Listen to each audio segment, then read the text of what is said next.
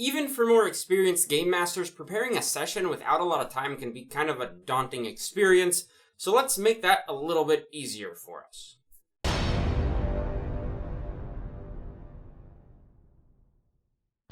Hey fellow game masters, welcome back. I'm Richard Quiner, and today we're talking about a quick, easy way to prepare for a game session when you just don't have a whole lot of time. Now, this stems from a book that I read a while back called The Lazy DM, that I think is an invaluable resource for anyone who wants to be a game master to understand the idea behind improvising a story and making something a little easier on yourself so you can just enjoy the game better rather than having to worry about a ton of preparation work. And sometimes you find yourself without a couple hours to prepare for a game session, and you might only have maybe half an hour or 1 hour or even just like 10 minutes to prepare something to run your players with. That's where this method comes from. It's from the Lazy DM, and it's kind of a simple method of creating people, places, things, and items that you can mix and match in your adventure through the use of improvisation. I like to encourage people on this channel to learn about improvisation and get better at it, practice improvising your stories, and I think it's an invaluable skill for game masters because it can help you tell a great story and just continue things moving with your players, even if things don't go the way that you originally planned. So, my mind and the way that I prepare is a much simplified way of doing it to leave room for me to improvise with the players. So you're going to need a bunch of note cards and some pencils or a computer or something to write things down with, and we're going to make 4 batches of things. We're going to make a batch of places, a batch of people, a batch of quests, and a batch of combat situations that the players can get into. With those batches, that's 12, we're going to do 3 of each, so with those 12 different items, you can mix and match them throughout the game. You'll have your cards, you'll be ready enough, but you'll also be flexible enough to mix things up as the players move from one location to the next, or from one person to the next, and so you won't get stuck in a rut railroading your players, but you also don't have to spend a ton of time preparing for this. So after you have your note cards, or paper, or pencil, or computer, take a seat, put on some epic music, and just start creating here. Places.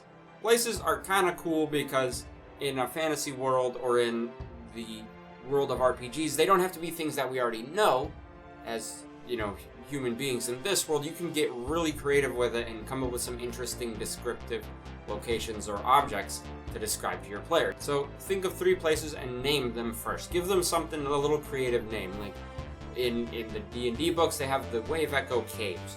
You can also have something like the Howling Wind Hills or the Tavern on 5th Street. Different names that sound a little fantasy, that fit in your setting that you're doing, and just name them.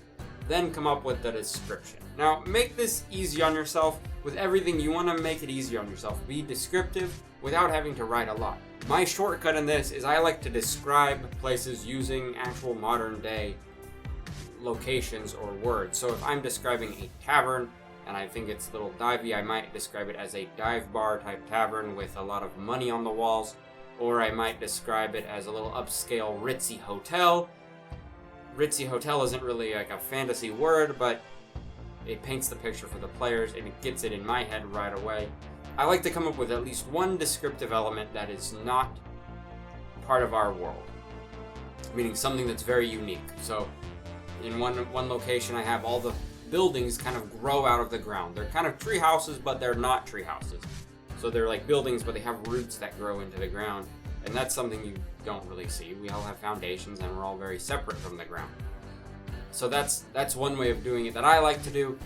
Don't go crazy with this. The reason I suggested note cards is because you have a limited amount of space that you can write on, and that makes it so you have to keep it short, keep it, a little bit of information, and everything you should need to know about the place should fit on that note card. You don't need to go crazy and fill up the backs. You don't need to write tiny. Like if you remember in like high school, the teacher would be like, oh, take all the notes you can fit on this note card, and then you write as tiny as you can.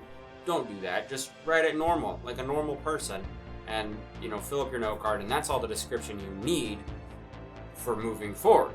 I find the more descriptive I make, or the more notes or information I try to plan ahead of time, the less it lets me be free in the game. It kind of restricts me a little more. So that's why I do this method where I just don't have a lot, and then I can build onto it as I'm playing the game. People don't have to be married to a single location. Just come up with some people. Name them, come up with a race. If you want a class, like if they might be a fighter type or an adventurer type, come up with a class for them. Or if they have a job, come up with a job and just get a little descriptive with this. My shortcut with this is I like to think of celebrities that people know and describe them that way. So I had a character who I described as Jason Statham, or one who was basically Christopher Walken. These kind of very, well-known personas that people just like, you hear the name and then you can picture it, and then you're like, oh yeah, that's that guy. You can choose to describe them with the name, but you can also use it to your advantage. If you write down Jason Statham, you know to describe it as a rugged, balding guy with a square jaw or something. When you're coming up with these people, also keep in mind how they might treat the players based on how the players are. Like, it's always good to give them kind of a demeanor up front and mix it up a little bit. They don't all have to be happy, they don't all have to be mean. They can run the whole gamut of attitudes towards outsiders, and then you can use that as you pull up a note card. You can see, oh, these people are going to be a little grumpy, and you can use that in your game. So that's people. So now you got 3 places, you got 3 people, all with different note cards, so you have 6 note cards full of information. And remember, with the people, it's just like the places, don't write more than 1 note card worth of information on that character, because you don't really need it, and you can improvise stuff as you're playing. Next, you want to come up with 3 quests or 3 missions that you can send the players on as they go through if they want a mission. These can be anything from a simple kind of a retrieval mission. This can be a rescue mission to go save someone from some bandits. These can be any sort of mission. Every task that the players can do that will give them some sort of reward will be a mission. And write down 3 of these. Give them a little bit of more information, something like the villains they might encounter, what they're looking for. You might need to get a little more in depth with this than the people and the places, because you're going to need to give this information to your players. But the point is, you still, again, come up with 3 different quests that you write on the note cards. Again, only fill up the note card. Don't go crazy and write page longs of quests, information. Let yourself improvise as you're playing.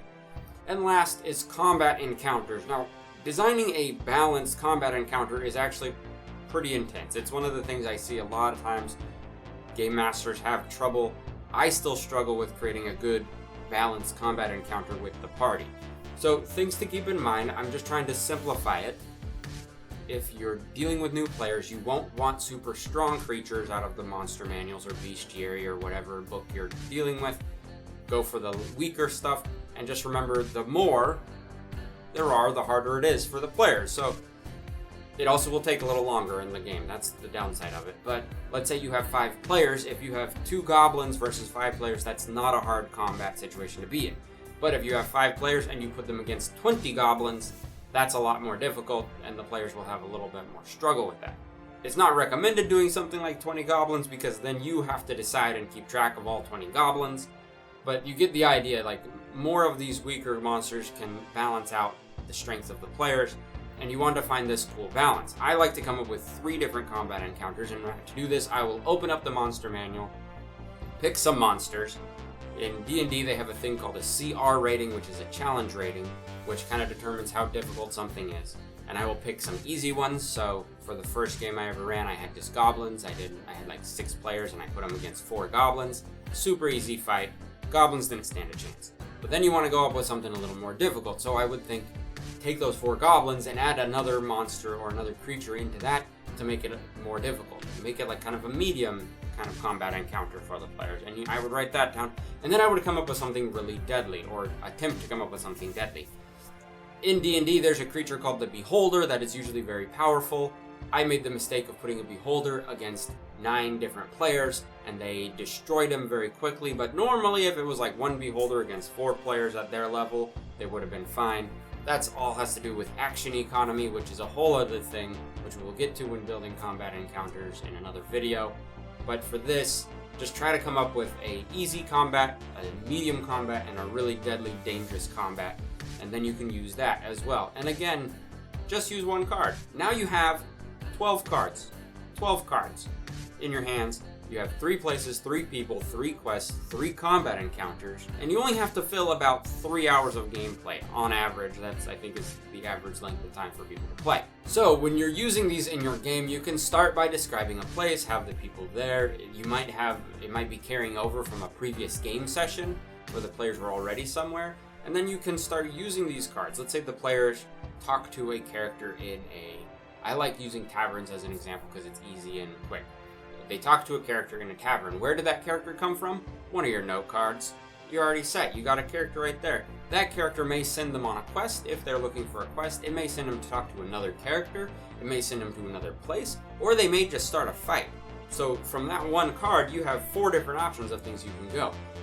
From those 4 options, you can again, each branches out into another 4 options until you run out. Obviously, you don't want to reuse the same character over and over again, but you can kind of see how you can then mix and match the cards as you're moving through the story, so you can constantly be creating something new, and it lets you, improvise as you're going through the story without the characters being stuck in a rut or you being stuck in a rut. It lets the game be kind of open, and more importantly, for the Game Master side of things, it doesn't take a whole lot of time to do this. You could probably come up with all 12 cards in about half an hour or less if you're writing fast, and then you'll be ready to run your game.